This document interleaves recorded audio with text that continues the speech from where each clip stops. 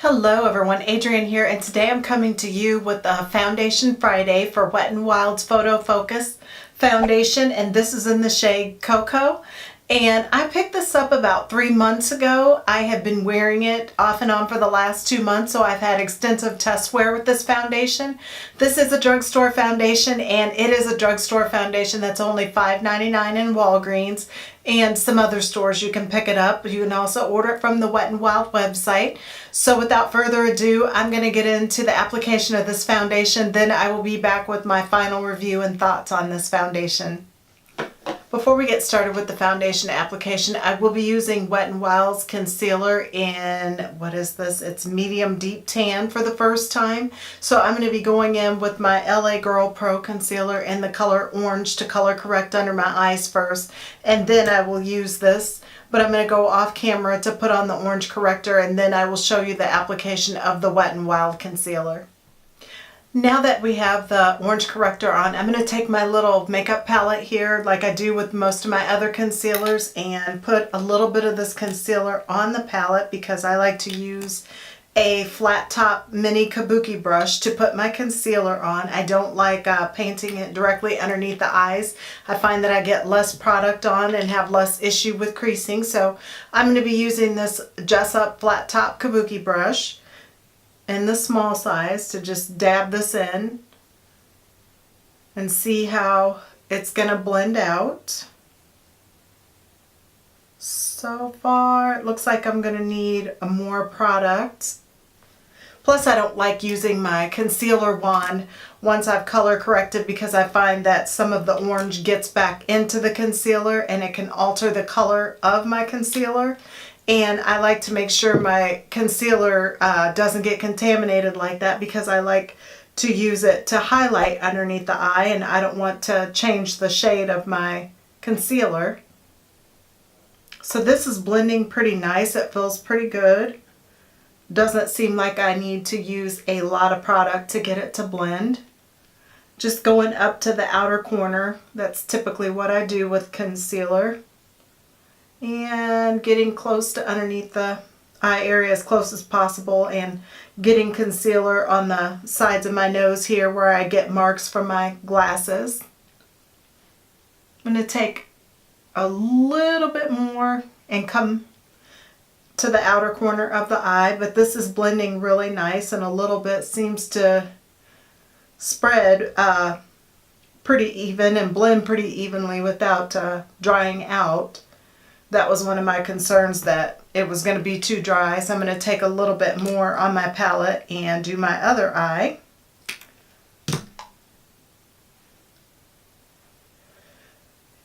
And I will post how many shades this concealer has. I don't remember, and I'm also going to put the price up for you guys. I bought this a few months ago and I'm just now trying it for the first time, so I don't remember any of that information, but I will post it above. I'm really hoping that this turns out to be a good drugstore concealer because Tarte Shape Tape has been my favorite concealer, and I need a really reasonably priced drugstore concealer. So I've got high hopes for this.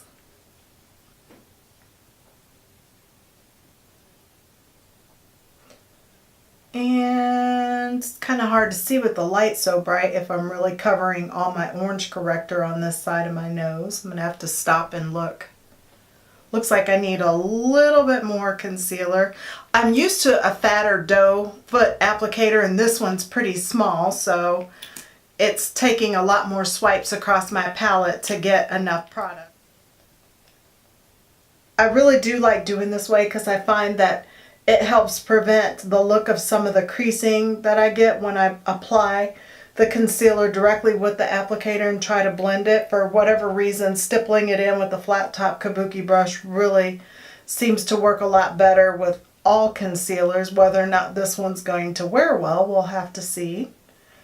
But I feel like, and I'm looking down in the monitor now, like it's pretty well covered. Just going to turn to the left and right and see if I see any orange. With a little bit of orange corrector still peeking through is okay, because it kind of works out fine when I set my under eye with banana powder, banana baking powder, but I'm not going to use banana baking powder today. I will be using a regular translucent powder because I don't want to alter the color of the foundation, and I feel like if I bake with any type of under eye powder that will do that. So I will end up setting it with the translucent powder, but I'm not going to set it immediately. I'm going to let it sit, and I'm going to go ahead and jump into the foundation here. And this is in the shade Cocoa, in case I didn't say it earlier, and I'm going to give it a little shake. And the thing I like about this foundation is, even though it doesn't have a pump on it, it's got this little paddle here that helps you apply it. So I just do a couple swipes across the forehead and then go down here on the cheek and get on my chin. And typically this is enough foundation, but I want some super full coverage right now because I like a heavier coverage when I'm filming my tutorials. So this brush I have been using with this foundation already all throughout the past week. So I'm going to go ahead and go in and blend this, and I think I may have got too much foundation, but what's new when I'm recording? And it blends so quickly.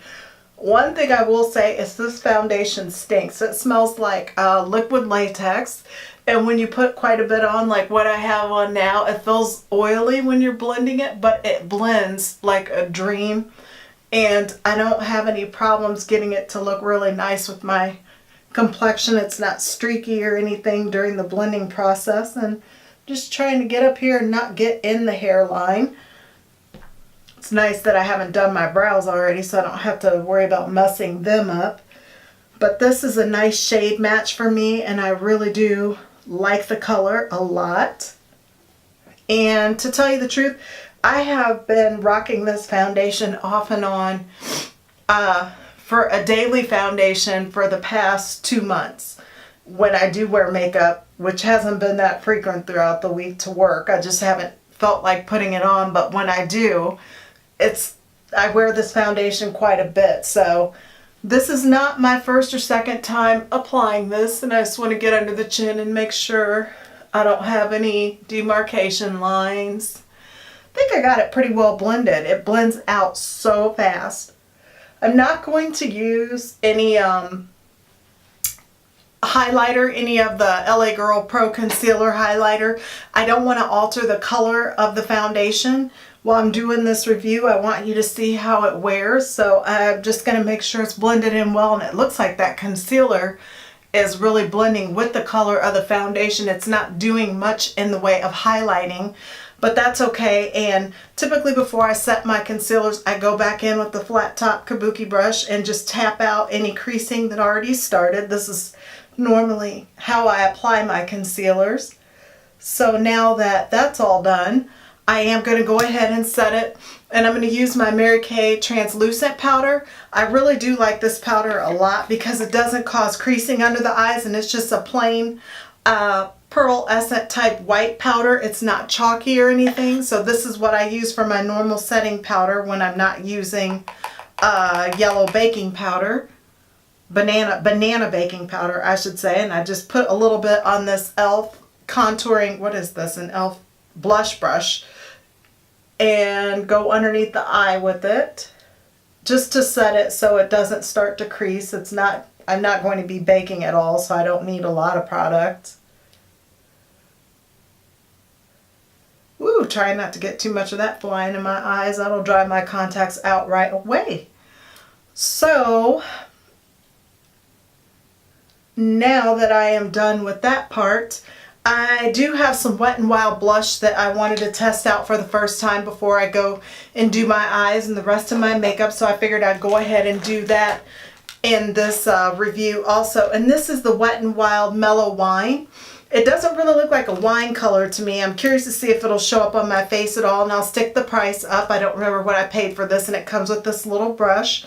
And I'm going to take a pretty dense blush brush to try to pick up as much color as I can. I don't know if you guys can see this, but this is really soft when you go in with the brush, and I've got blush flying everywhere. And it's a very sheer peachy color. I have tried this one other time, and I used it with a brush that wasn't as densely packed and coarse as this one, and I couldn't get it to show up at all, so I'm impressed that I'm getting some pigmentation out of it, but I wanted you guys to see this. And I do like a lot of times putting my blush on before I set my face with any translucent powders, so that if I get too much blush on, I can blend it out, and I'm looking down in my mirror right now, and make it look nice. So now I'm going to go ahead and go off camera and finish the rest of my face and let you know some of my final thoughts about this foundation. As for the Wet n Wild concealer, guys, this isn't the worst concealer I've used, but it definitely is not the best. When I'm looking underneath the eyes, I still see lots of darkness, and as a matter of fact, I can see where it looks like the eyes are kind of sunken in a little bit because the dark circles are peeking through so much. And I did go ahead and correct with that orange corrector before, so it is pretty much on the concealer, not brightening, which I noticed that it wasn't brightening very much as I was applying it, and I did mention that to you. So it really didn't do much to completely cover it, and it didn't brighten underneath. So it's not, like I said, the worst that I've used. I see just a teeny tiny bit right in here of creasing. Very small amount of creasing. The creasing doesn't bother me as much as just seeing where this looks kind of depressed right in here, and make it the dark circle look darker than what it needs to look. So it wouldn't be a favorite or something that I would choose on a daily basis to wear. I may use it again when I'm filming another Get Ready With Me using all Wet n Wild products, or a drugstore makeup haul. I have some other drugstore concealers that I'll be trying out, but this one definitely is not the worst that I've ever tried, but it definitely has not impressed me. So I probably won't be reaching for this much, but it was worth a try. With foundation reviews, I don't typically use my regular highlighting routine where I take my LA Girl Pro concealer to highlight in the T-zone and right above the lip on the Cupid's bow and right down here. So what I did do is go in with my Mega Glow contouring palette in the Caramel Toffee color. This is my brand new one that I haven't started using yet. This is how much I like the other Wet n Wild powder. That's what it looks like. I've hit pan and then some, but I put that on my forehead. And if you've heard me talk about this product in any other video, if you do have fine lines and creasing, don't put it in an area where you have that. For some reason, the powder is so fine that it will settle there.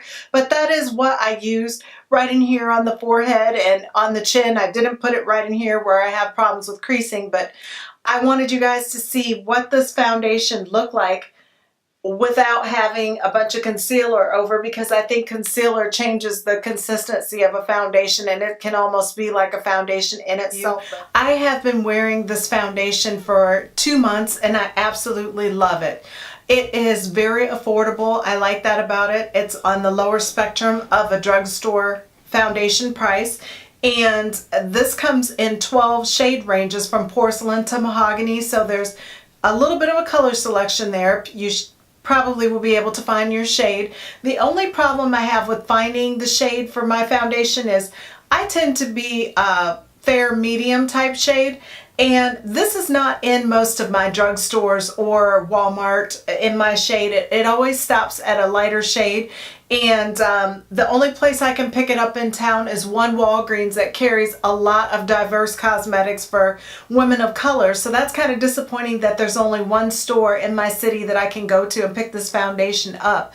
But it can be ordered online, and like I said during the application, if it's not going to have a pump on it, I absolutely love that it has this paddle on it. This might not be the most sanitary thing because you're putting it back in your foundation, and you definitely wouldn't want to do that if you were going to be using this foundation professionally or sharing it with other people. You might want to get a palette like what you see me put my concealer on, and put the foundation on there first, then apply it to a client. But I don't mind. I've not had any problems with the consistency of this foundation changing over the last 2 months while I've been using it, and I always use that to apply it. Also, like I said, the smell. It does smell like liquid latex. The smell is unpleasant, but it fades quickly. Once it dries down, you don't smell it anymore.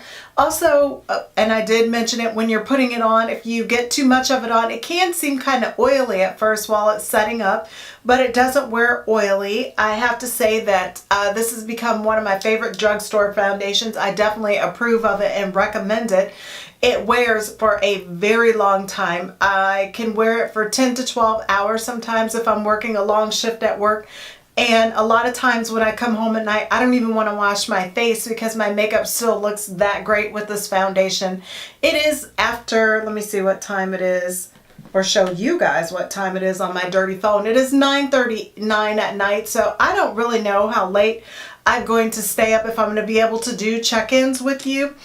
If it would have been a foundation that I didn't have extensive wear time with, I wouldn't be comfortable not being able to show you guys the wear throughout this day. But the fact that I have been wearing this foundation, it's been my go-to drugstore foundation pretty much for the last 2 months, means I definitely approve of it. It has no problem with wear any whatsoever, and I've really been liking a lot of Wet n Wild products that I've gotten into lately. I'm liking the blush that you saw me apply. It's very natural looking, and of course I had to throw in some other of my favorite Wet n Wild products that'll be linked down in the description box that I use to complete the rest of this look and the eyeshadow look that I am wearing.